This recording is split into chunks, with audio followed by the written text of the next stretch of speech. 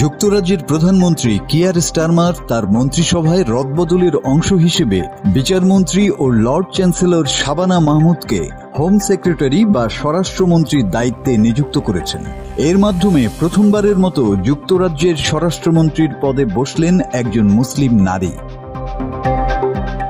পাকিস্তানি বংশোদ্ভূত শাবানা মাহমুদ ইতিমধ্যে দেশটির অভিবাসন, পুলিশিং এবং জাতীয় নিরাপত্তার মতো গুরুত্বপূর্ণ দায়িত্ব পালন করে আসছিলেন। ব্রিটিশ স্বরাষ্ট্র দপ্তর এক বিবৃতিতে জানিয়েছে, 2 শতাব্দীরও বেশি সময় ধরে স্বরাষ্ট্রমন্ত্রীরা জাতিকে রক্ষা করেছেন। আজ আমরা একটি নতুন অধ্যায়ের সূচনা করছি। শাবানা মাহমুদ 1980 সালে বার্মিংহামে জন্মগ্রহণ করেন। তার শৈশবের কিছু অংশ যুক্তরাজ্য এবং সৌদি আরব উভয় দেশেই কাটে।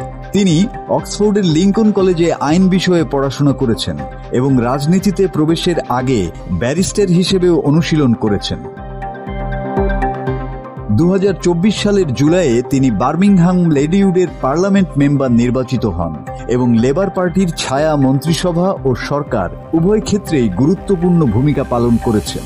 বিচারমন্ত্রী ও লর্ড চ্যান্সেলর থাকাকালীন তিনি কারাগারে ভিড় কমাতে আগাম মুক্তি কর্মসূচি বাস্তবায়ন করেছেন এবং সাজা সুরক্ষা ও মানবাধিকার আইনের ক্ষেত্রে দৃঢ় অবস্থান নিয়েছেন। মাসুদ হাসান, বাংলা টিভি।